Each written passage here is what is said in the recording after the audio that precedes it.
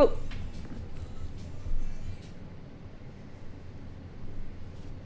I think you're live. Oh. I think so. I'm waiting to see. We'll see how long the delay is, but Yes. you should be live. Yes. Oh. It's a good long delay.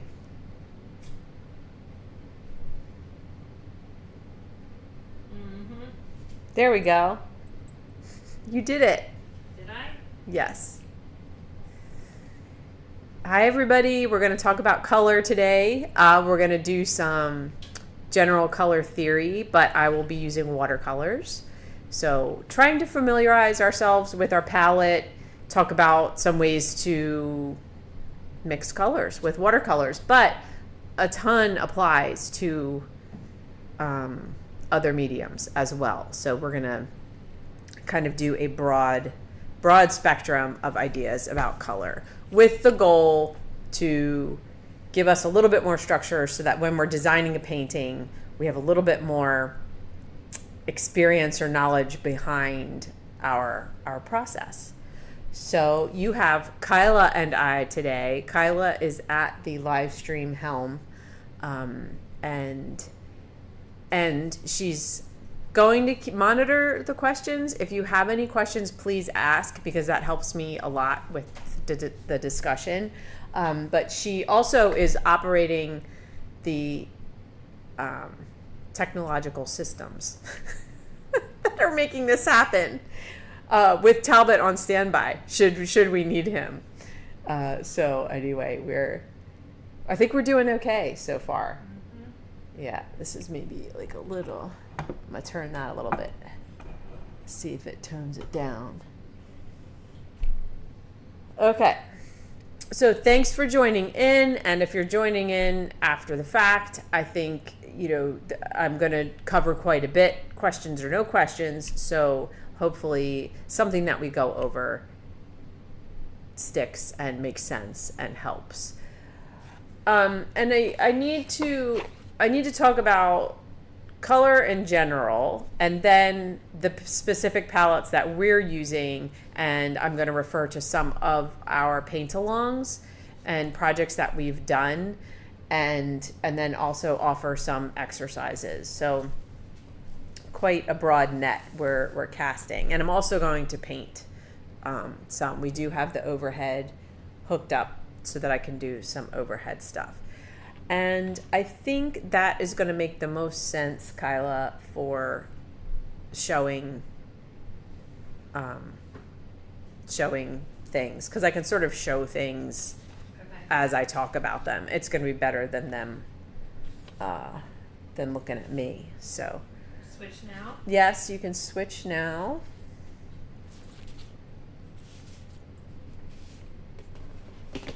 I don't know if you want to. Sometimes Talbot puts the front view in a little. You are. You're in the corner. I'm in a little corner. Okay. Oh wait, which way do I need to go? I need to scoot. Scoot over this way. Okay. So the first thing that I want to talk about. Oh, that looks pretty good. Is the color wheel, and this is linked on our Goods and Faves page, which is on the SarafinaFiberArt.com site. Goods and Faves is where we link products that we like but don't sell in-house. I really like this color wheel. It is specific to watercolors, which is a little bit extra helpful. And it has a ton of information on it. It has many of the definitions that I'm going to discuss.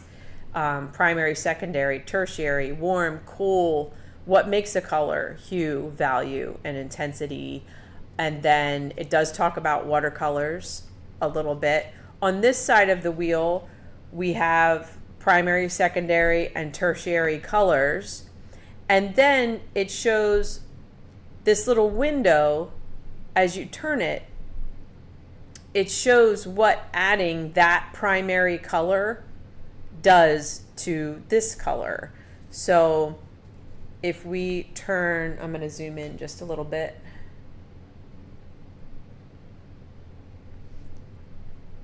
Maybe. Yeah. I can work my... Okay. So here we have yellow, and this window is for adding red, and we're going to get orange. So as we turn this around, it shows what this red does to every color. So we can see when we add red to green, we get brown. Very important to know. When we add blue, let's go blue to orange because this is one of my favorite things. To orange, we get a neutral. It's a little more gray than brown because blue and orange are cooler colors than red and green. They give us a warmer brown. Let's look at another complement just for fun. When we add yellow to purple, they call it violet. I'll probably be saying purple. We get another brown. It's an even warmer brown. So yellow and violet makes the warmest brown, red and green makes the middle brown, and blue and orange makes the coolest neutral, a little closer to a gray. So that's how this side of the wheel works. We also have our values from light. They have names: light, dark, mid, and then it goes highlight, light, low light, high, mid, high dark, mid dark, low dark. They're all named, but these are numbered. I'm just going to go over the wheel specifically right now, and then I'll get into the broader things.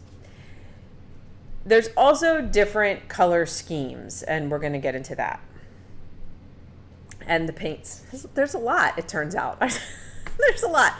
This side of the wheel shows, these windows show what happens when you mix water.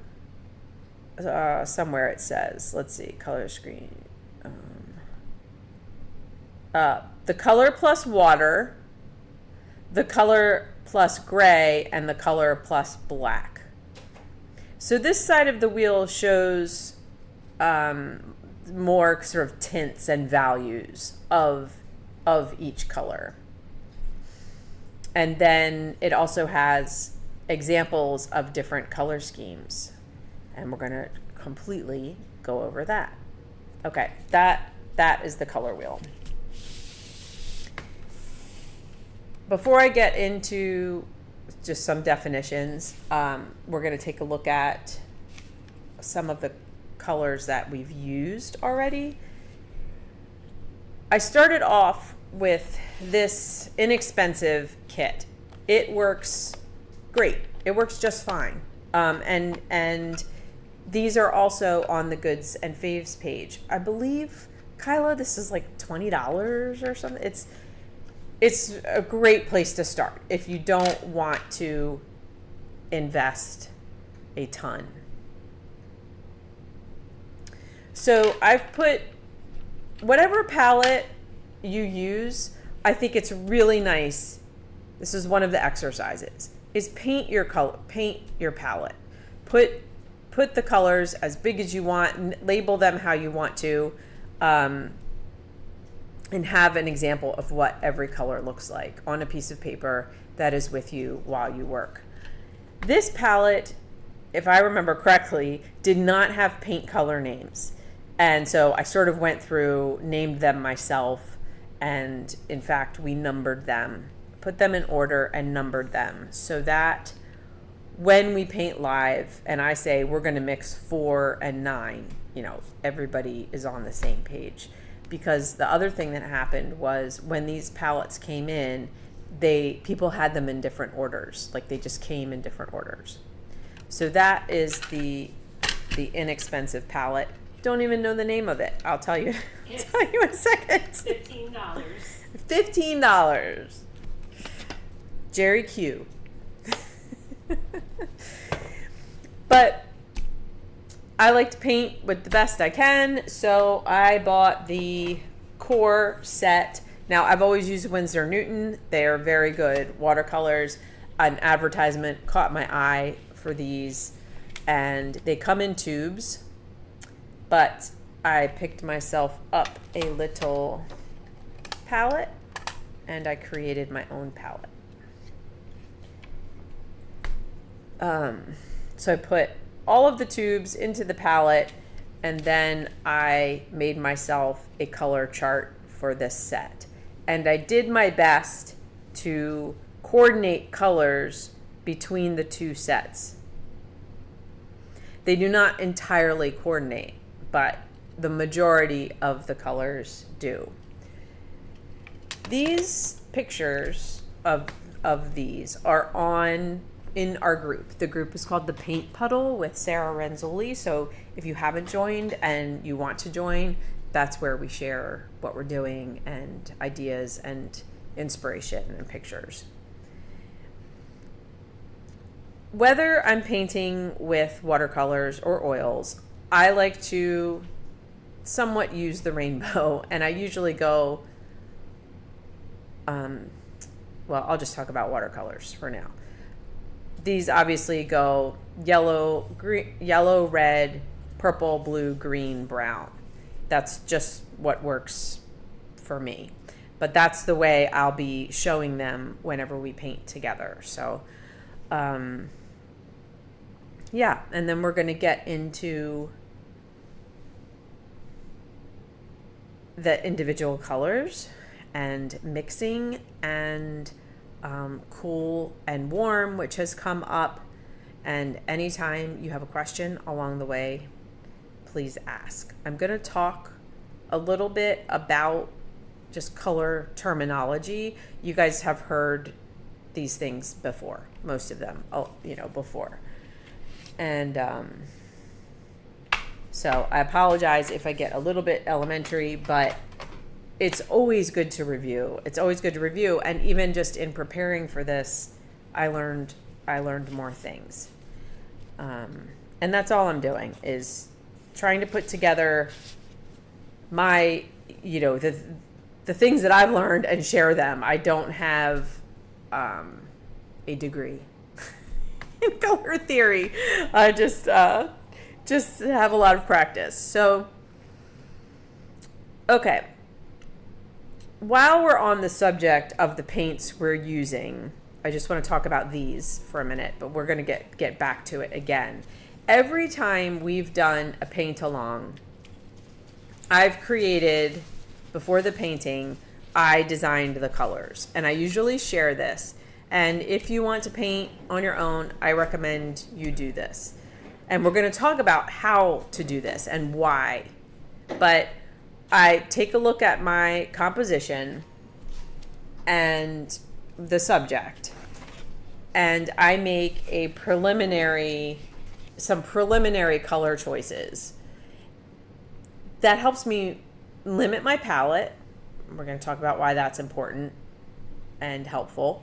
It helps me have a plan, because sometimes with watercolors, I think it looks good, Kala. Mm-hmm. Yeah. Sometimes with watercolors, you got to work fast, right? So you don't want to be like, whoa, what do I think I'm going to do next? This helps me know what I'm going to do next. It helps me know what works and what doesn't work. I might set out to do this and think, oh, well, that actually doesn't have the effect that I want. And so I can have this study to make these choices and make changes.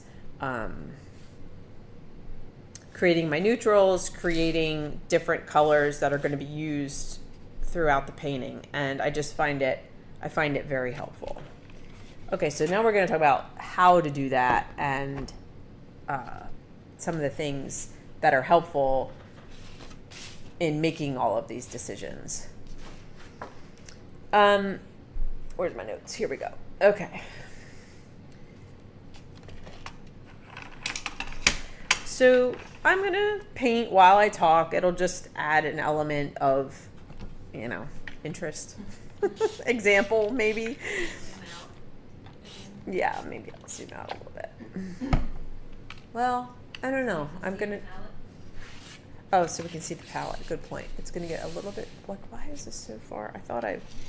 Oh, maybe because it's zoomed in. Yeah. Here we go. How's that? Good. Okay.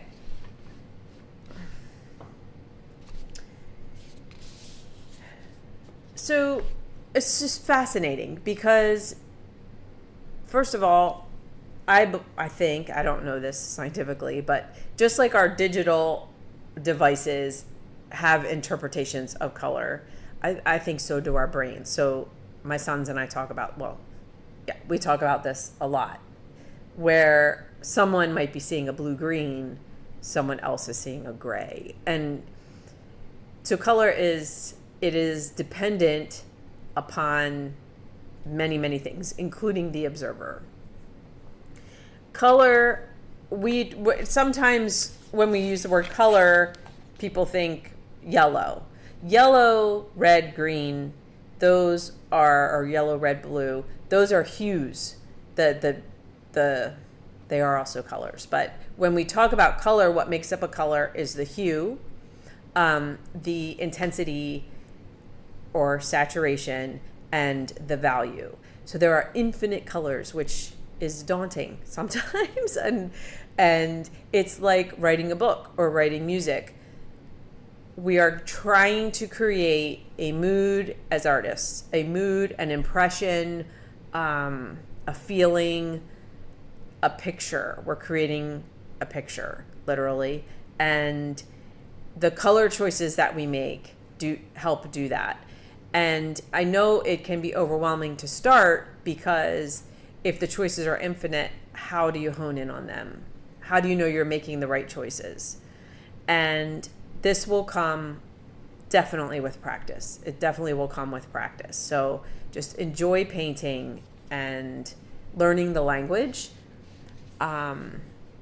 When you start, whenever we start something new, we're like little toddlers just, trying to say a word, and then maybe eventually we can string together a sentence. And then our vocabulary grows and grows until we're completely capable. And that's the goal. That's the goal with color. But you got to start somewhere, and we want to try to remove some of the complexity. It never goes away. It's always like, oh, should I have gone, stronger there or less? I feel that especially in my oils, I tend to be too literal and too much change in my values and too much change in my colors. And so I'm constantly trying to tone it down. In watercolors, in general, it takes more effort to pump it up. It takes more effort to get intense darks and to get intense colors because of the nature of watercolors. So, okay, that said, we're going to make a little painting. Let's see. Question. Yes, good. Pros and cons of blocks versus the tubes. I was talking to my dad recently, and he started using the blocks, and he felt like the color was more intense. I think it really depends on the paint. Okay. It depends on the maker. So I took the core tubes and made them into blocks. They dry out and become a cake. So they're a little bit interchangeable.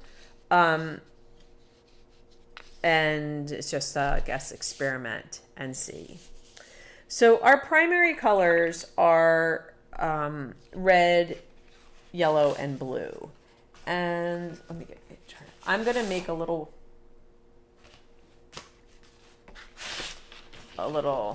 overlapping color wheel here. And I think I'm going to use the color that I have that is the most pure on this palette is a cad yellow, but this is a little bit of a light cad yellow. It's a little greeny.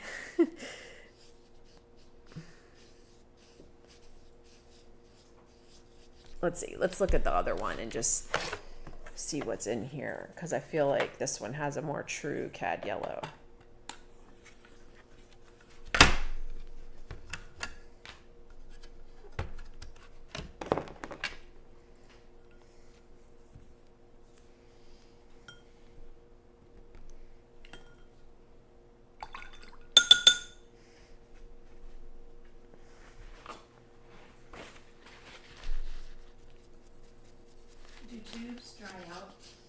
Yeah, so this palette here is tubes. Do they dry in Oh, the tube? Do oh, you run that risk? they last a long time, I feel like. Even if you've opened it and Yeah, no, I have old watercolors. If you get the lid on right, it should be fine. okay.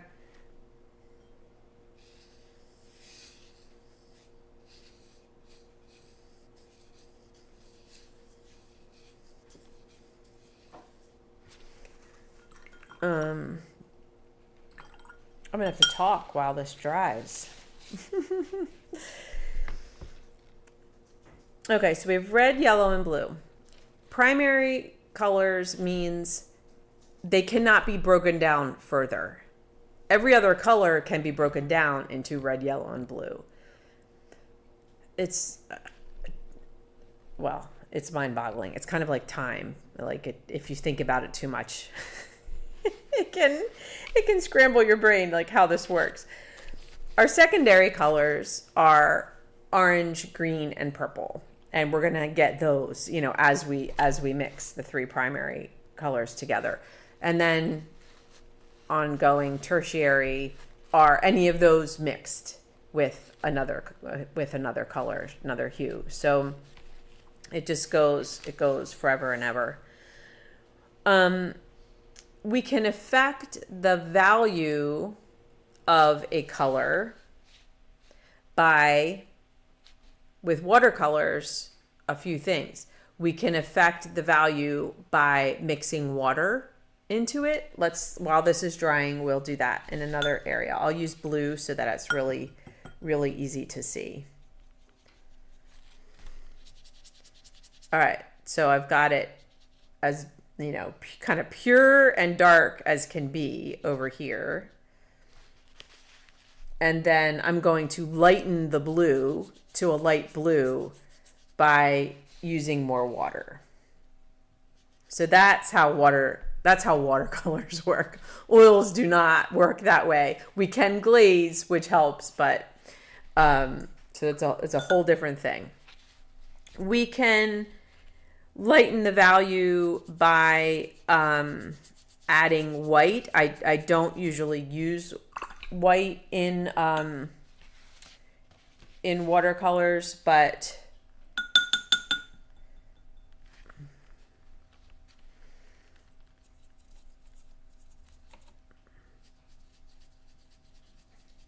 so here I have the same really dark blue. I'm going to lighten the value by mixing white into it so you can see how that works. Now, I don't usually go that way because white is chalky, but I would rather use the white of the paper, but that's another way to do it. So we can change the color of blue, the hue, by mixing an analogous color, a color next to it, or an opposite color. So I have this blue. Let's say I want it to be a little more purpley. I'm going to use my magenta just to make it a little more purpley.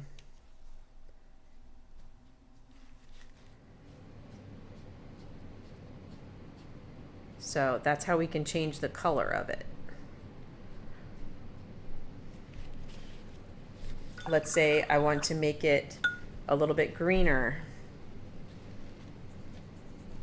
This is the pure blue. Now, I could mix a green in, but obviously I can also mix a yellow in.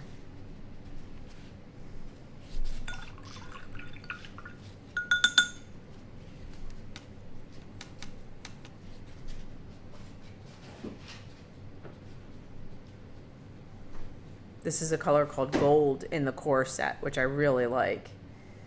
I'll show it to you more purely. It's such an incredible color. It's just so well balanced. It's not too orange, it's not too yellow, it's not too red. Okay, so we've changed value, we've changed hue. Now I'm going to show, well, while this is pretty much ready, I'm going to put my red on here so that while I'm talking, it can it can dry. I'm going to use cadmium red. We could also, I'll show you the difference between cadmium red and alizarin crimson.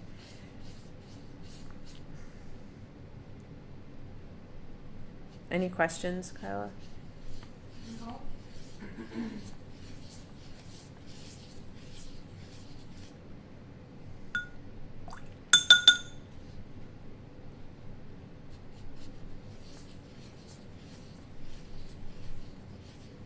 So I'll get orange where they overlap, and I'll show you what alizarin crimson looks like. It's just, uh-oh, my alizarin crimson's really, really dirty. Let me see. It is this one, I think. It's little, when we talk about something being opaque or transparent, cadmium has more opacity and alizarin is more transparent. Cadmium is a little warmer, alizarin is a little bit cooler. Okay. Okay, so the other thing that we might want to change in a painting is the intensity.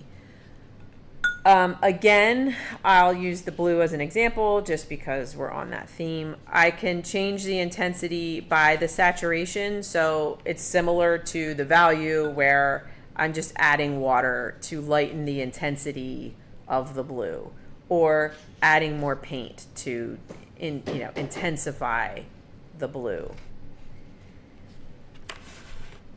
We can also add a complement to change intensity. Complements are opposite on the color wheel. Sometimes people say, oh, find a complementary color, and they think it means like a matching. It's actually the opposite. It does like a yin and yang kind of thing. So the complement to blue is orange. So I have a pretty intense blue here, and I want it to be slightly less intense blue. So I grab a little orange. This might be a little bit extreme. And I just see in the middle here, that's it.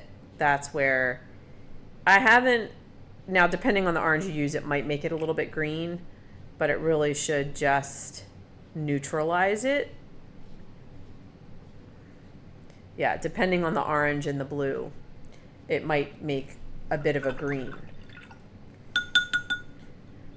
And then you can also change the intensity by tinting it, which would be adding gray or black or white, I guess. But so changing intensity and changing value does overlap in the approach, but we're talking about two different things. So here is an intense blue square. I'm going to add Payne's Gray. Well, I have something on the core palette that I really love. It's called Natural Tint. And it's awesome because this is exactly what it's made for. So let's try that. Yeah, so that just took it. It just neutralizes it. It just takes it down a notch. Let's try the Payne's Gray.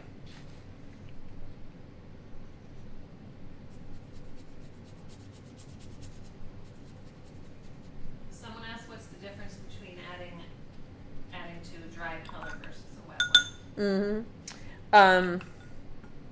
It's no different. I mean, it behaves differently in your painting. That's where you really want to pay attention to it. On here, it's just mixing colors versus glazing colors. So when I put the red on top of the yellow, this was pretty much dry. So I still got orange, but that's because these are watercolors. Okay. If you did that with acrylic, this would turn into red. It would just cover the yellow and make it red. But because watercolors have water and they're transparent, we do what's called, it's a glaze. So yes, there are times that you want to mix the color on your palette, and there are times that you want to glaze on the painting. So we're going to put Payne's Gray into this one. Yeah, so still blue, just a less intense blue. It's not a lighter blue or a darker blue. That's what intensity refers to. All right, let's get our blue on here.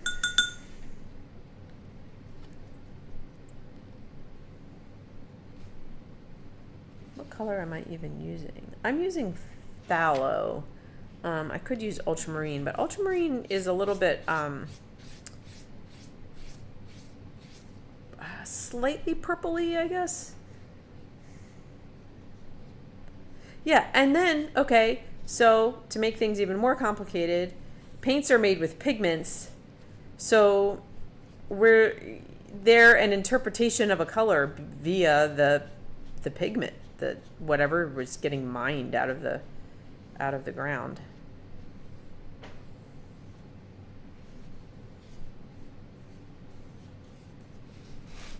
All right, so we have a little bit of green, we have a little bit of orange.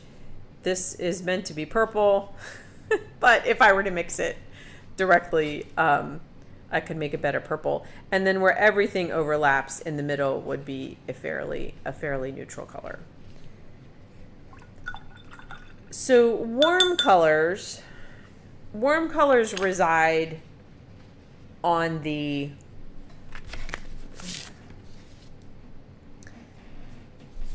well, this is done in reverse than what I've done. Warm colors reside on the warm red, on the yellow-red side of the color wheel. Basically yellow to red with orange in the middle. Cool colors, green to purple with blue in the middle. There are definitely cool greens and warm greens, and there are cool reds and warm reds, and there are even cooler yellows. This is a rather cool yellow. But that's the temperature of a color is important. It's really important when you're painting to understand how the temperature of a color affects the painting. Cool colors tend to neutralize, recede. Then they have all kinds of applied psychology to them, like they're calming. And warm colors pop, excite, and yeah, they come forward. So those are also things to think about when we design our little painting world and pick our colors. Okay, we've talked about the color wheel, primary, secondary, tertiary, mixing hues, changing the color via hue, saturation, saturation, intensity, and this one was about value. So we could take the blue, we could add black and change the value. I'm going to show you let's do a couple different ways to change value before I branch out here. Let's use red. I'm going to use the alizarin crimson.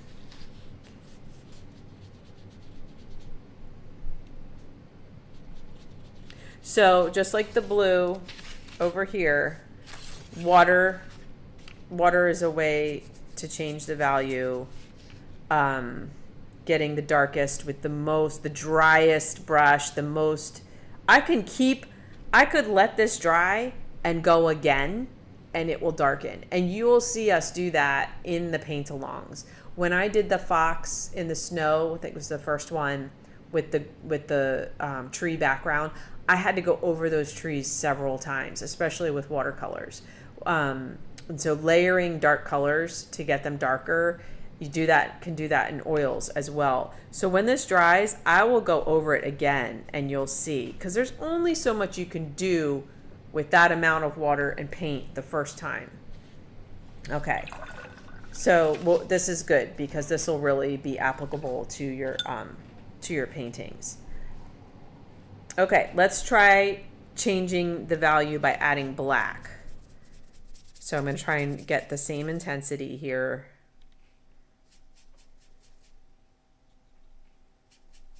So I'm really trying to stack up this pigment to get it as dark as the pigment can be, as almost like as dark as it looks in my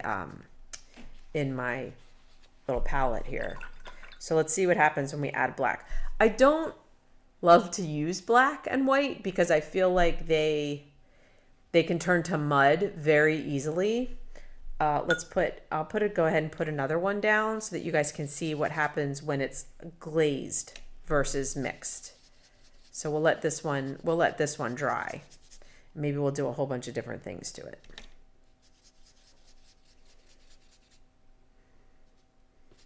Okay. All right, let's get the black in here. Look how much that color changed as it's drying. I don't even have black. I have it on this palette.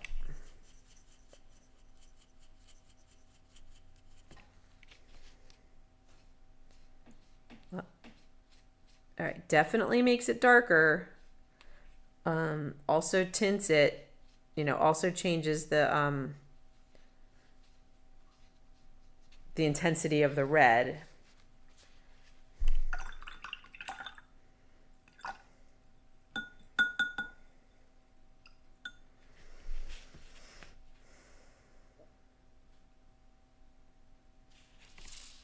I love using purple as a shadow. So while we're on this subject, I'm going to paint a color and then I'm going to put it into shadow. Like, let's just pretend like this is a lemon.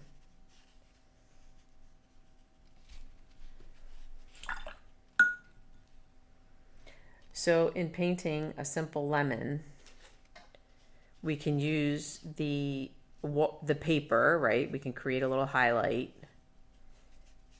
We can use the paper. We've got the white of the paper. We can use the amount of paint.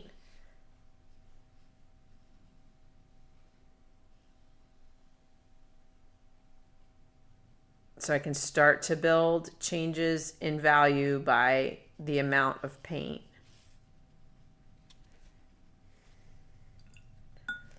So all I've used so far is that gold and some cadmium yellow.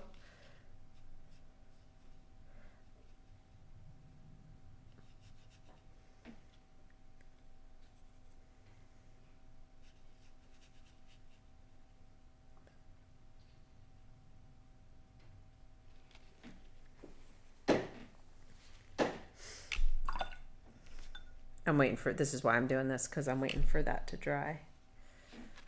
Does it look different if you mix the colors on the palette rather than on paper?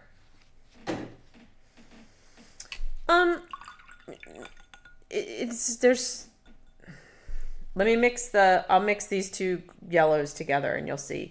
It's just, there's a lot of now we're getting like into technique, and so wet on wet, or it's what the paint does that's different.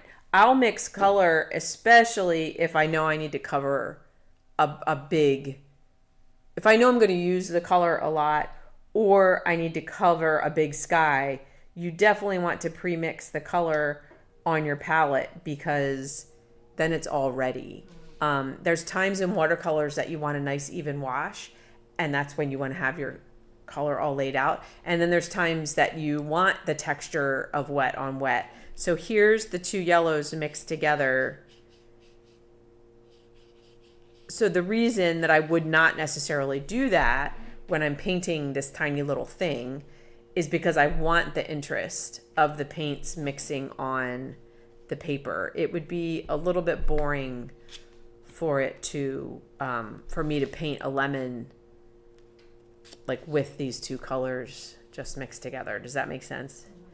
But if I was like painting a building and the whole building was this color, I definitely would mix it and then lay it on.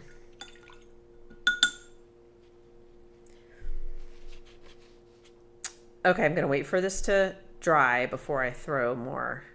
You risk making mud if you keep putting wet like colors, especially a complementary color.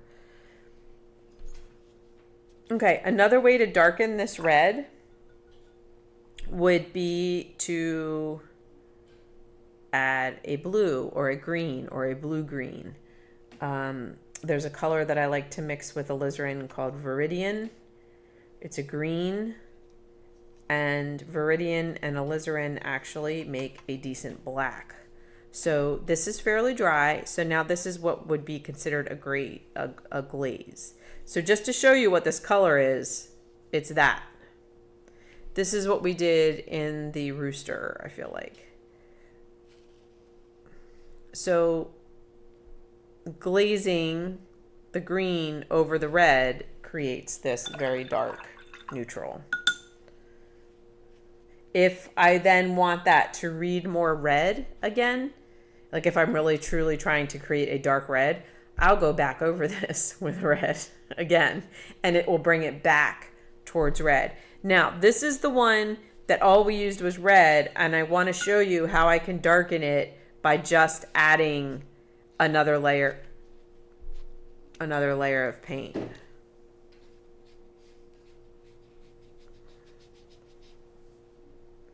This is how... Bonnie's very good at making mud.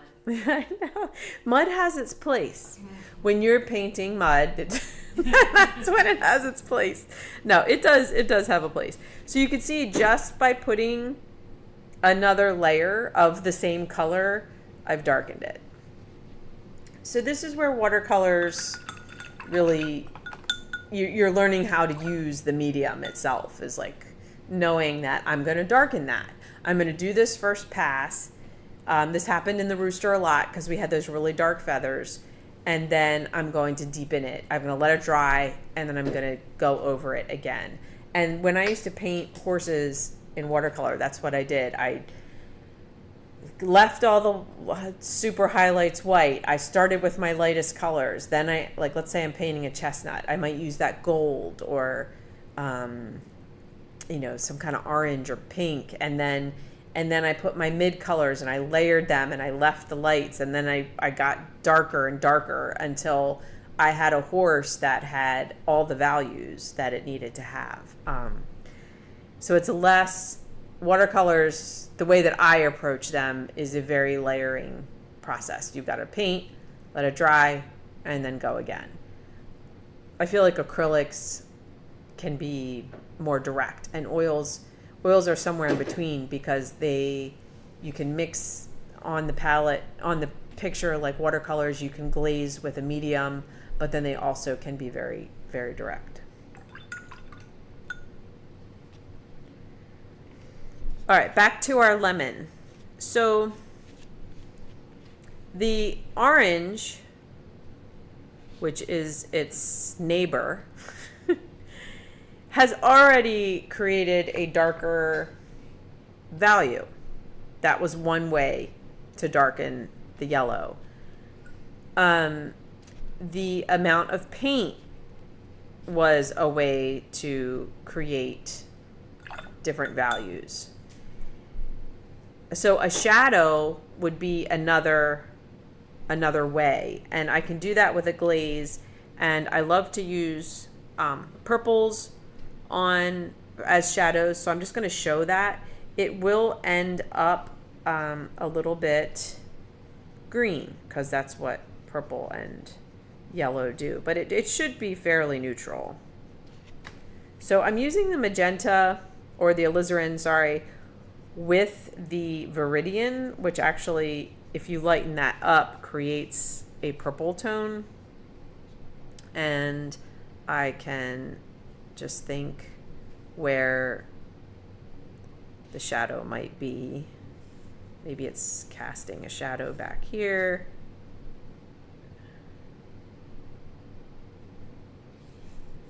And then I want to, even though this part of the lemon is in shadow, I do want to preserve a little bit of that reflected light there.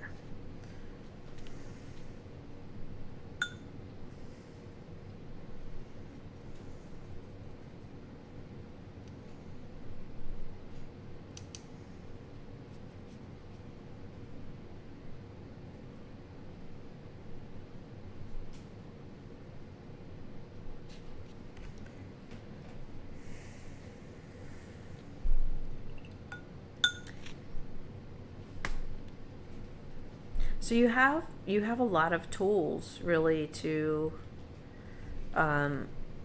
manipulate color, and hopefully these demonstrations show you some basics so that when you go to paint, it doesn't feel as much of a crapshoot, and that's what the paint-alongs are meant to help with that. And I know I did feel in the barn, I don't remember what the heck was going on that day.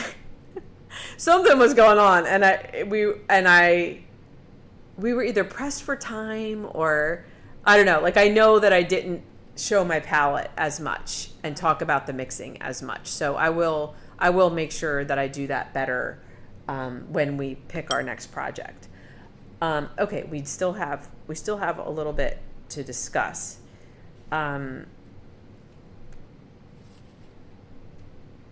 I love. All right, let's talk about.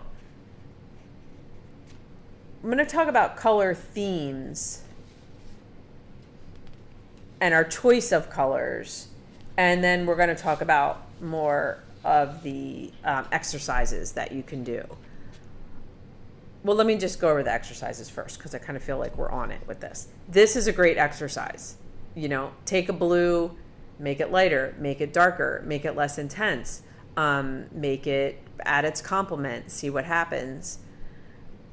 And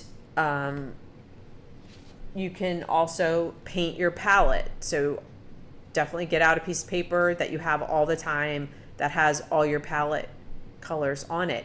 If you mix a favorite color, you can add that to the piece of paper and say, here's what these two colors do together, and I love that. And that way you'll always know that that's something that you can go to. Yeah, definitely go through this, maybe with a few different colors of how to neutralize it, how to intensify it, how to change the value, play with wet on wet, play with glazes. These are all going to help you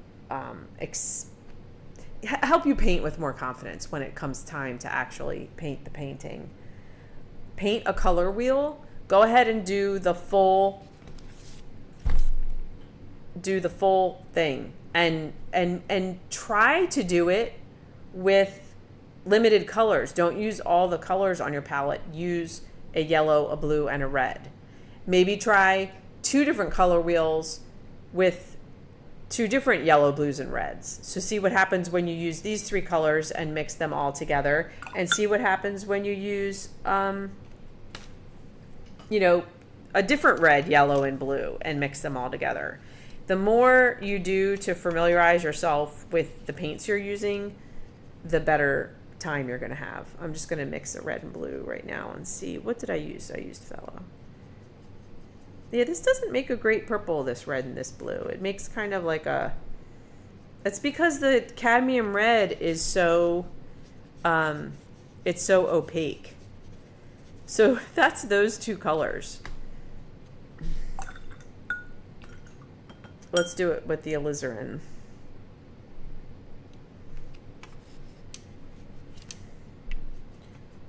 This is going to be better.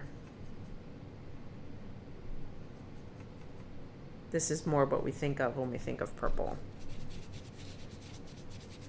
So interesting. All right, so paint your color wheel, paint your palette, practice when you make a painting, making the painting plans, like the little pieces of paper I showed you, where you sort of work out, break down your painting into, this is the sky, this is the foreground, this is the color of the main subject, and practice, make yourself a little key card and explore your color wheel, learn from it. Those are all super helpful things to do. Okay. Another way to think about making these choices is, and this is across the board, any medium, it gets talked a lot about on media design, like websites and logos and all that kind of stuff. there are names for different color schemes. So one would be complementary. We hear that a lot, complementary color. Complementary color schemes are very vibrant. If you look online, you'll find tons of information and like little cool things like with orange inside of blue and then orange inside of red. It's the same orange, but it looks like two different colors because of what's next to them. So complementary colors are high contrast, they're opposites on the color wheel, and they create a lot of impact. I tend to use complementary colors a lot, but I tend to do it with what's called split complementary. So I'll use two sets of complementary colors that sort of neutralize each other. So I'm bouncing a lot of colors around and then in some places choosing to make them more neutral. I didn't even know that about myself until I really started to prepare for today and understand how that it has a name, and that's how it works. Okay, complementary opposites on the color wheel. You've got a purple flower that you want to paint, and so you think, I'm going to give it a yellow vase. Like that will really set these flowers off. That would be a complementary color scheme. Analogous is when you're using colors next to each other on the color wheel. So if we did a blue-green to blue, maybe a touch of blue-violet, that's an analogous color scheme. It's very harmonious. It's soothing. It's definitely easier not to botch it up with mud because everything, relates to each other naturally. Now, it's similar to monochromatic. Monochromatic is a great exercise.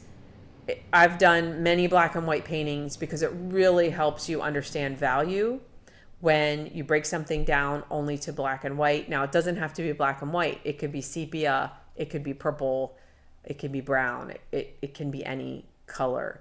But monochromatic is when you basically use one hue and explore a bunch of different values and create the interest and depth in your painting by technique and more like values.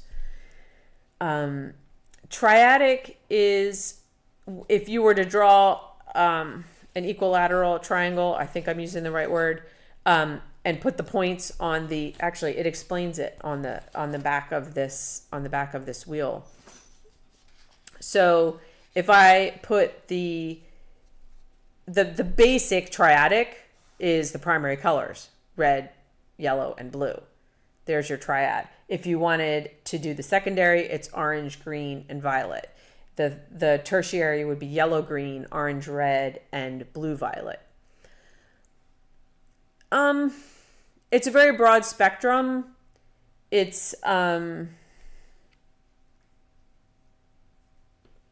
don't think I would naturally tend to design something that way. To me, that's like I don't know, it doesn't have as much. I would tend to bring the blue and yellow together against the red, or I tend to go towards complementary colors. But that is a way to design, and I'm sure it probably has like a ton of application in things like interior design and stuff like that. Split complementary, that's the one I was saying that I do a lot. That's where we might take blue and orange and yellow and purple, but then kind of explore those colors together. When I paint, and I told you that it's always a struggle for me to create with less pure hues, it's because I think that's the way that I work, is I work in hues and then I try to dull them down. I tend to not make good neutrals. And yeah, so that's just my plight.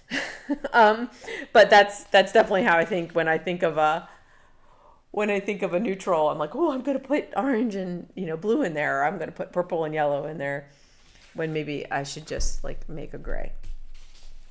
So my things end up sometimes maybe a little too bouncy, a little too too much going on.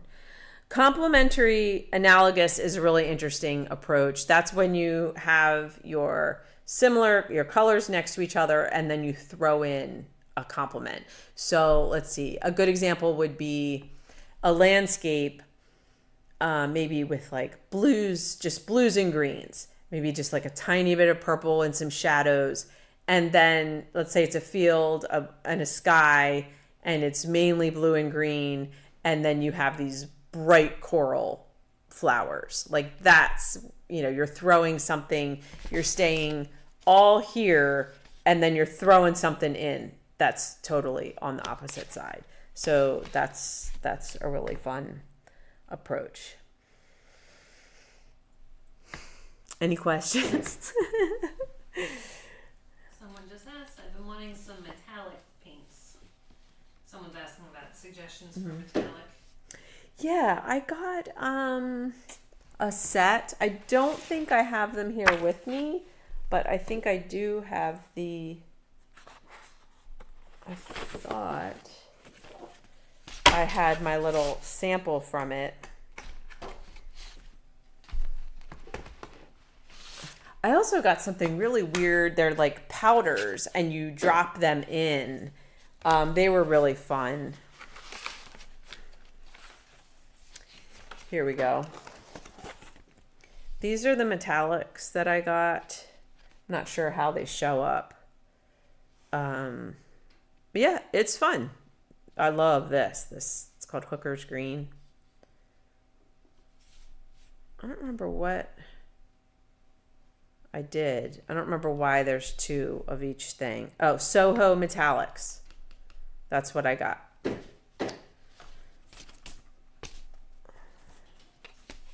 This was that, you can like wet the paper and then sprinkle this pigment on. And the pigment, it's powdered pigment. Here they are.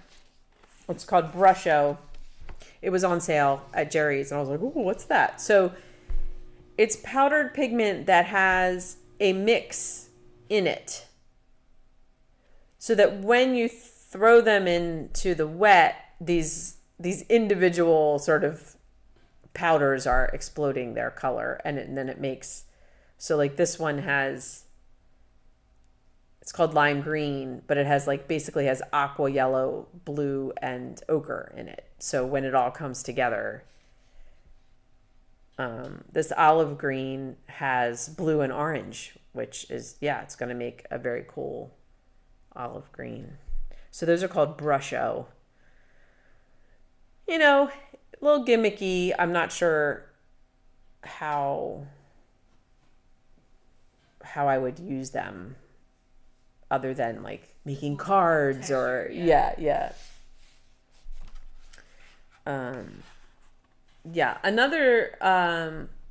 another tool that's really helpful for watercolors is a masking fluid. This one's by Turner. I'm sure Winsor & Newton makes it. There's something called Misket. It's like a little like rubber glue kind of thing, and you just paint it on, and then you can paint, and then it leaves that white. So if you wanted to make snow, there's the whole salt technique, but you could spatter this on, paint your whole painting, and then this just rubs off and looks kind of like snow. But sometimes when you really need to preserve a white, that works really well. My dad and I also used to use, I don't have any of it anymore, but it's an artist tape, and it's just this black tape that comes in all these different widths, and you could tape out, like if you were doing a building and you just wanted to have really clean lines, you can tape out lines, you can tape out door jambs, window frames, all that kind of stuff. So yeah, there's a lot of tools out there. All right, let me go over my notes and make sure that I covered everything. Yes, tint, value, hue, intensity. Oh, transparent and opaque. So I talked about like the cadmium. You'll start to get a feel for it. Certain colors have more opacity, and this has to do with what the actual pigment that's used to make the color is. cerulean blue,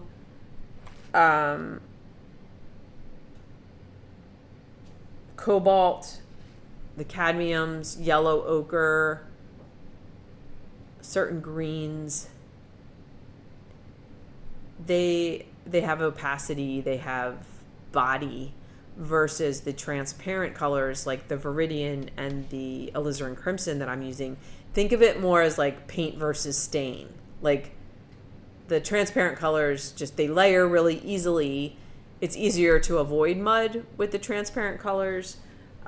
Just something to keep in mind. I don't really know how to break it down in terms of making your decisions, but you'll start to notice that.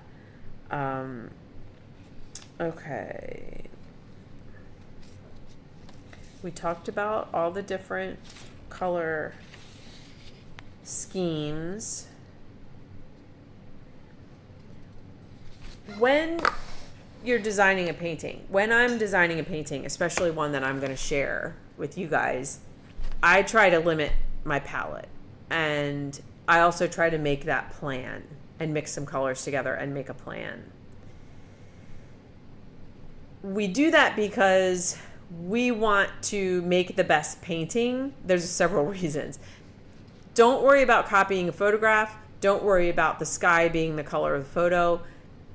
Sometimes photos aren't that great, honestly. Like, we can improve upon them. So the photo is a reference, and you get to map out your painting world. So limiting colors, choosing colors ahead of time, that's part of that. It also helps with your efficiency and eliminates confusion while you're painting. So you're not like, oh, should I put this in there? Or which red and blue do I want to make my purple with? You saw how different these two were. That's something good to figure out ahead of time. It also helps harmonize the picture when we begin throwing in random colors. It can become disjointed. It become muddy, or it can become disjointed.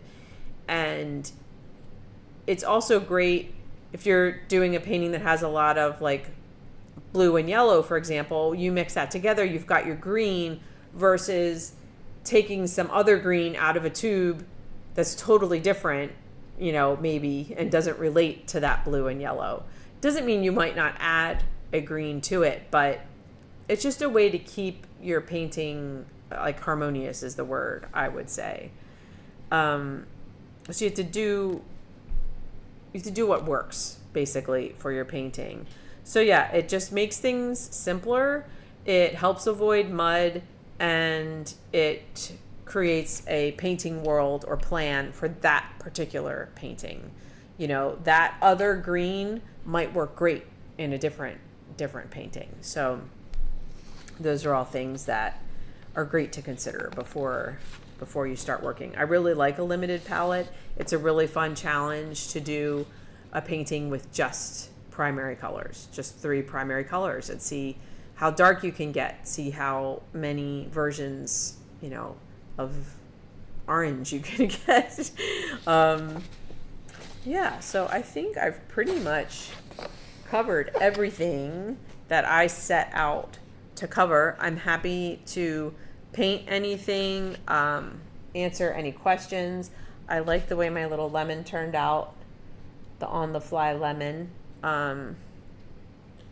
We can do anything else like that if anybody wants it. But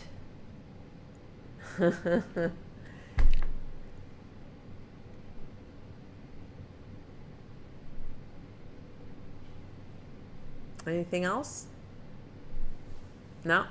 Just waiting to see if anyone pops in with a question. Yeah, we'll just give it a minute.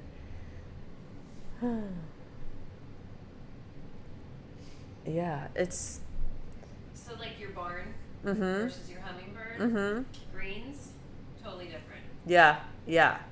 The hummingbird, we were going definitely for vibrant, like we were trying to get all that life that's in the bird and the flower. And the barn, it's been sitting there for 70 years. Yeah. Different worlds. Someone Totally said different worlds. Some flower petals with shading. No problem. No problem. I feel like I had another. Here we go. Flower petals with shading. Very delicate. Not my forte. Let's see.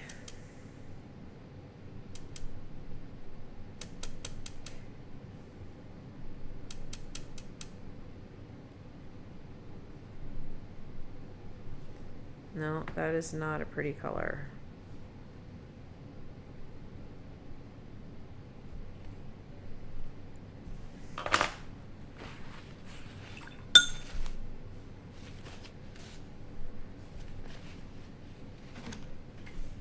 I find myself, let's see, what, like a peony? Let's do a peony. Or she has a specific flower. Speak it now.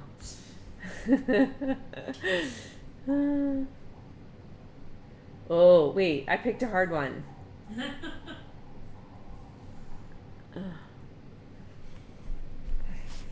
All right, we got it. We got it. All right, I've got alizarin with just like a tiny bit of yellow. This is a whole thing. Like, this is definitely, you know, I don't know how successful I'm going to be just kicking off here like this, but. Anything you want, she said. She loves peonies. I love peonies too. It's my favorite.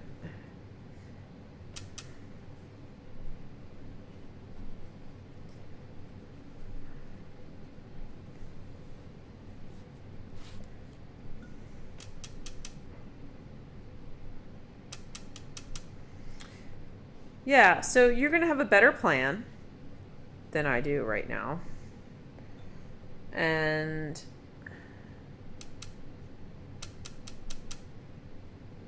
you're going to use your washes to create light and dark. So you're going to start very light. Petals are super delicate.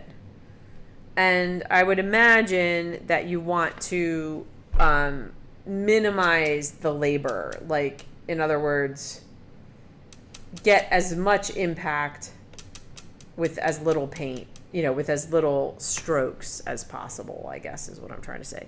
So right now I'm just trying to make like a basic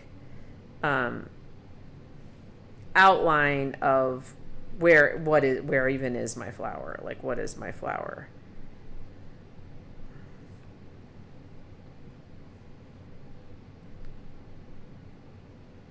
They're enjoying watching your paintbrush move around so easily.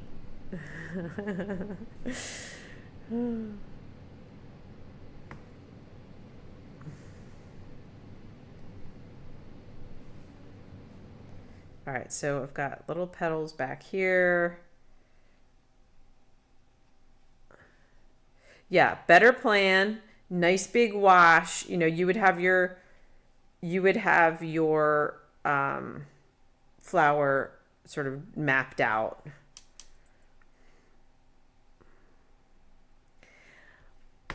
Flowers aren't going to have a ton of, this is going to be what we would call analogous and fairly monochromatic. I'm not going to be putting huge variations of color in here.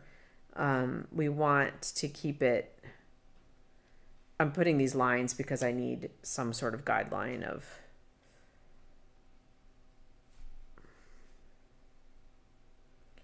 we want to keep it fairly monochromatic.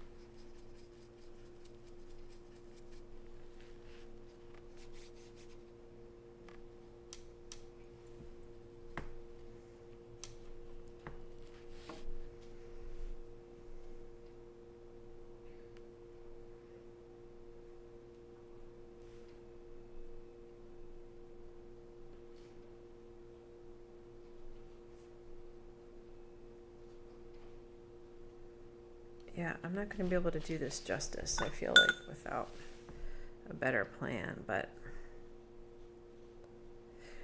it's tricky because you've got a color change within the petal as well as the color changes of the from the shadows. So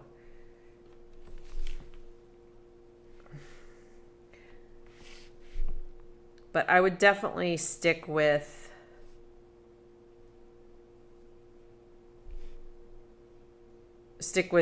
one basic color or two.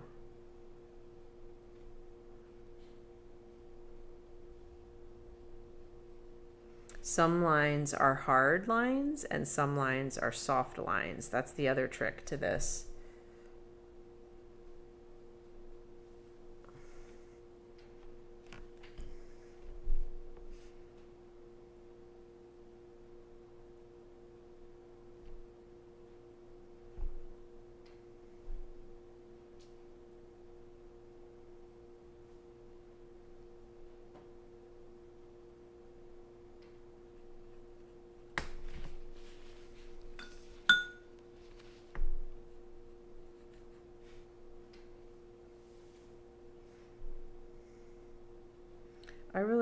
We really just got into the most complicated flower you possibly could. If you, when you say plan, someone says, what would you plan? I would draw the flower, first of all, because in this case, we really need to preserve the lights. And I'm doing this right now without that knowledge. Like I'm trying to wing it, which is a little tricky. Okay, so what I'm thinking about here is getting as the flower goes, I'll show you guys my reference in 1 second. As the flower goes towards the center, the colors get more intense. So I'm getting a little bit of that. Like I'm trying to establish that a little bit. Let me show you the reference. So in other words, the outer parts of the petals are not as intensely colored as the inner parts of the petals.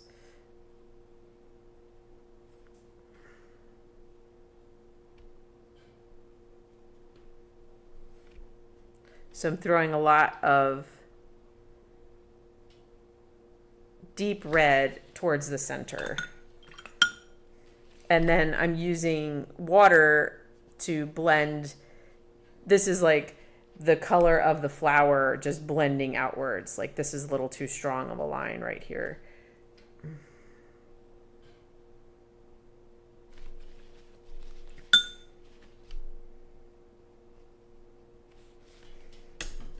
I don't know how great this is going to be, but can they see that? Or is it just too wacky because it's laptop to laptop? Picture. Yeah, the big picture on the side.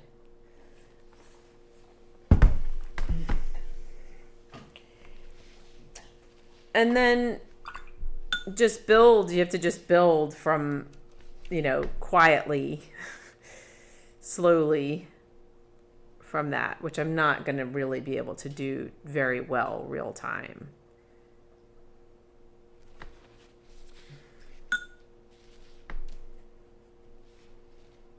But remember when I went back and I just added the same color on top?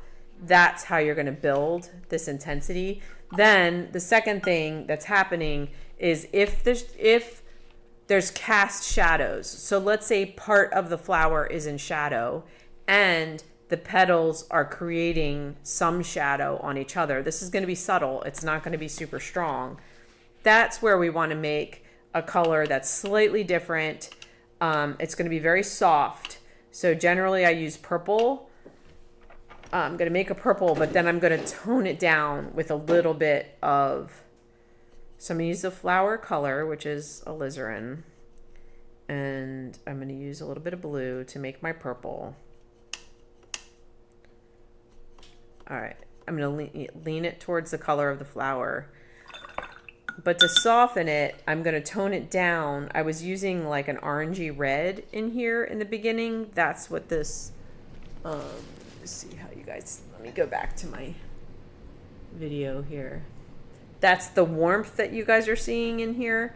I'm going to put that into my purple, which neutralizes it a little bit. Makes something like that. Get just a little more blue into it. That's better. So let's pretend that the back of the flower is in shadow, like these.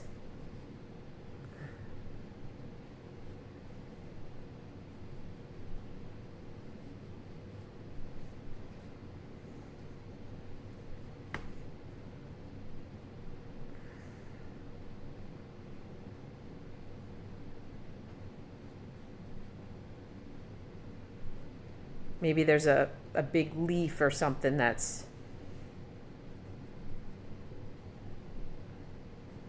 just putting a shadow on there. And then maybe we get, if the sun's coming this way, there's a little bit of this shadowing onto these other petals.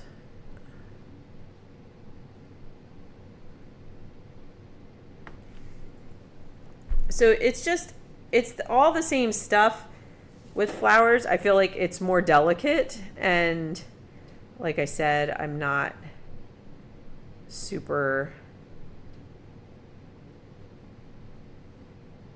People are liking seeing the shadows.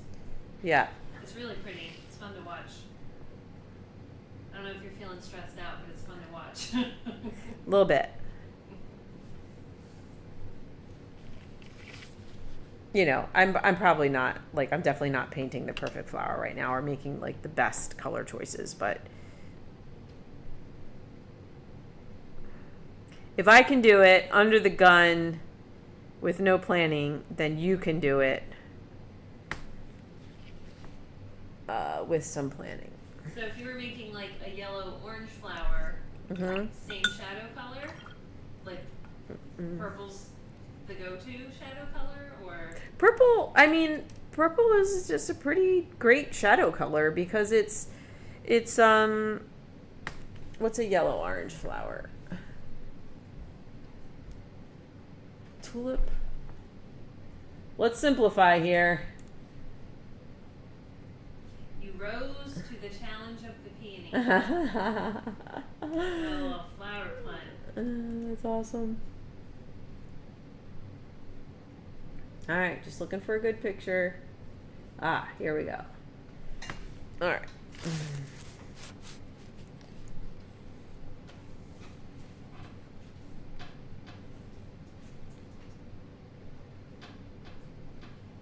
It's going to be like our lemon, you know? Mm-hmm.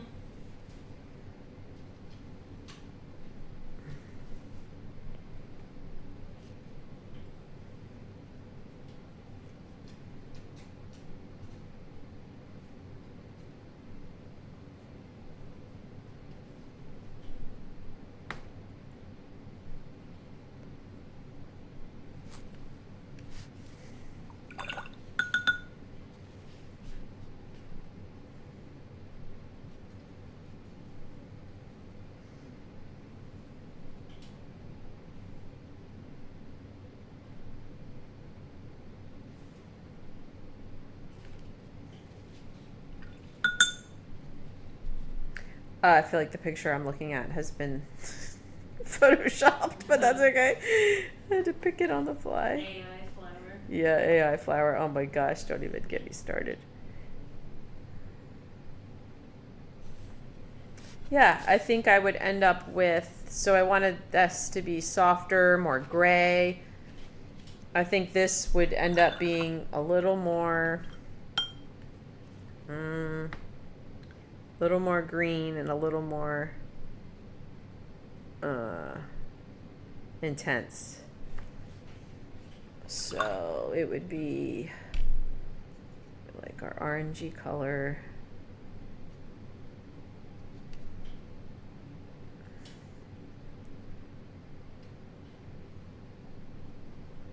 So first, so this is just one pass of pretty much what I used on the lemon, the bright yellow and a little bit of that gold color. So you could use bright yellow and like yellow ochre or something like that.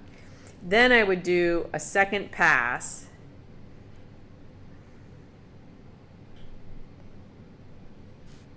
Light is coming from the left. So now this is all in shadow. It's a little more intense.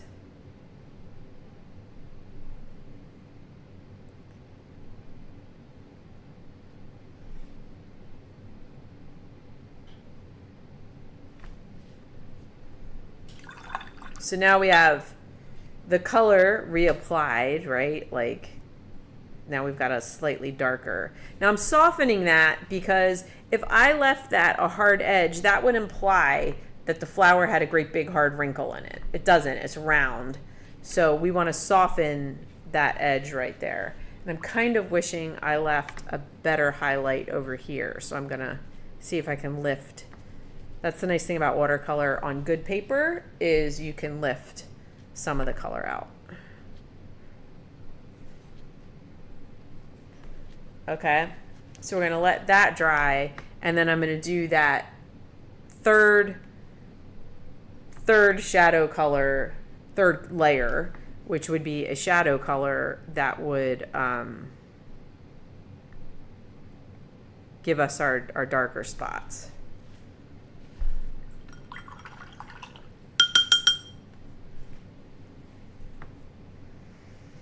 Do. It looks really cool. The joys of live painting. What's that? What looks cool? The peony looks really cool. Oh, does it? It's a little, yeah, it's a little underworked and scattered, but not too bad for given the circumstances. Watercolors are cool. Like I can take a lighter yellow now, like a lighter yellow, and I can be like, oh, I want this to have a bit of a better reflected light, and I could put it in there and kind of deposit this lighter color and lift out some of the darker color. I'm gonna do the same thing over here.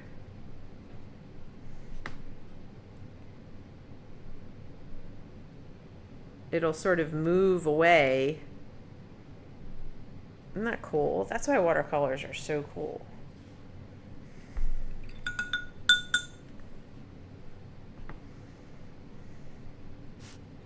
Now, the shadow for this is probably going to be this color, this blue-green, with just a little bit of the orange in it. So I'm taking blue-green, which is in the stem, and putting orange in, which is the complement, almost. So I'm just mixing... I'm mixing this color, and that's what it is. Let me get just a little bit more blue in it.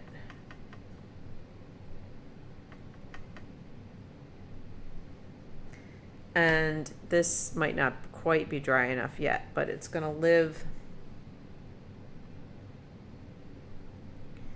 This petal is making a shadow onto this. And you know, what did I say earlier? I tend to go too colorful, so take that take that into account. You might want to neutralize more than I do.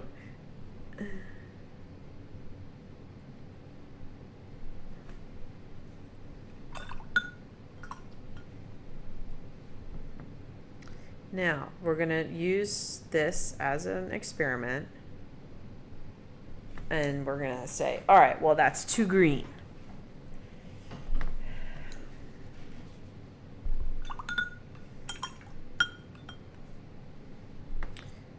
So we're going to try the, let's try this color. This one that we used on the peony. I forget what it was. It was blue. Oh, I know what it was. It was the blue and the alizarin. And then it was just a little bit of orange.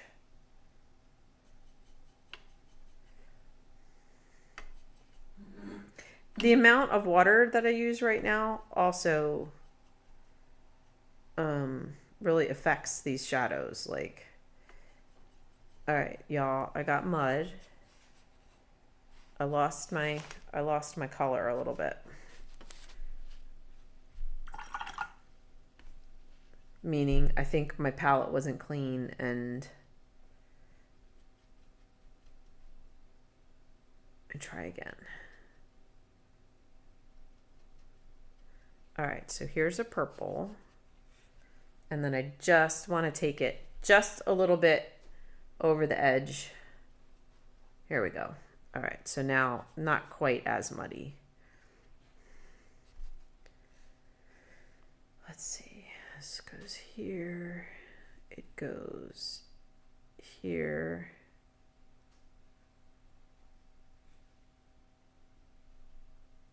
And it goes here.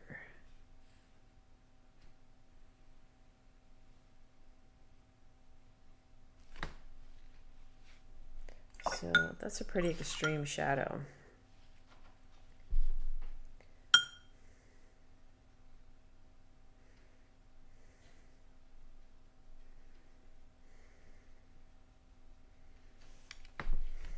But let's let it live there, and I'm gonna soften this corner, and then I'm gonna do what I said to you about tinting it back into a different direction. So let's just let that dry for a minute, and then we'll try that. Yeah, I don't know why. I don't love painting flowers. I think other people do it so well, you know, that it's just kind of like,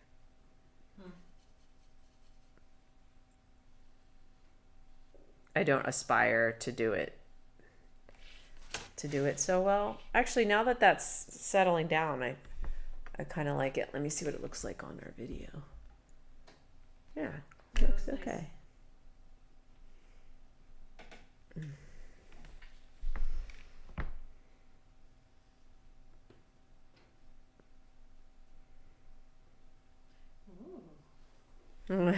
What you just did. Oh gosh.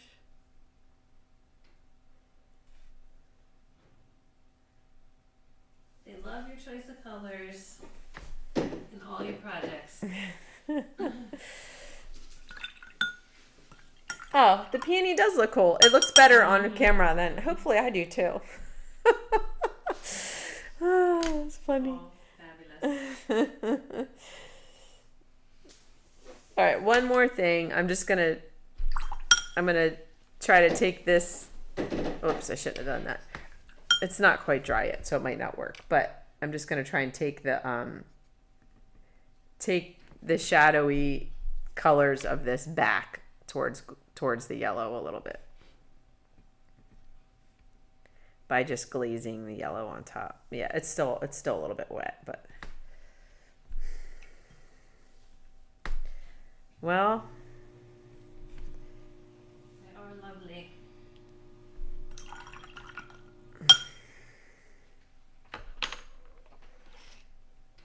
all right, you want to take away our overhead, or I don't know, does anybody have any more questions? Lisa and you. Okay. Wow, we did a lot. I didn't know how the information how long it would take to convey the information, but I hope that it's helpful and inspiring, and that you will practice and just enjoy it and have at it, and that we will paint again soon. So if you haven't joined the paint puddle, please do, and if you have, let's start a conversation about what we want to paint next. I always like to hear what you guys are interested in seeing, and then I try to find something that is a project that we can do in 2 hours or so. I'd say some things get a little too complicated, but any thoughts on using a hairdryer? Oh yeah, when I do watercolors, I usually keep a hairdryer next to me, and you just hit it anytime that you need, that you're waiting. And so yeah, didn't really think about it for the live stream because that would be annoying to watch. But I could have had a magical moment if my hair were longer. Someone suggested an ocean with a rocky shore. That's not easy. That is challenge accepted for me because that's just not my norm. Okay. But we should try it. I've seen amazing watercolors of that. Mm-hmm. And I have a friend in Maine who could probably give us some great pictures. Yeah. Cool. Yes. Good. Okay. Well, thank you so much for joining in and for being a part of the group and sharing with us sometimes when we're not, super excited to share. I think it's a cool part of the group to be able to critique and give good input and learn from it. And it doesn't just have to be always a pretty painting, Ocean with rocky shore with peonies. That's so funny. Yeah, every subject definitely has its, some people are just, all they do is water, and they're very good at it, and they've developed all the techniques. So I don't quite have all the techniques, but it would be a fun thing to try for sure. I also have tons of beautiful pictures of my sister's on Lake Michigan, so the lake with the beach and some incredible sunsets. So just a simple sunset, especially in watercolors, is always a good challenge. So maybe we'll start there, and then when we get into waves, like that's where it's definitely a whole thing. But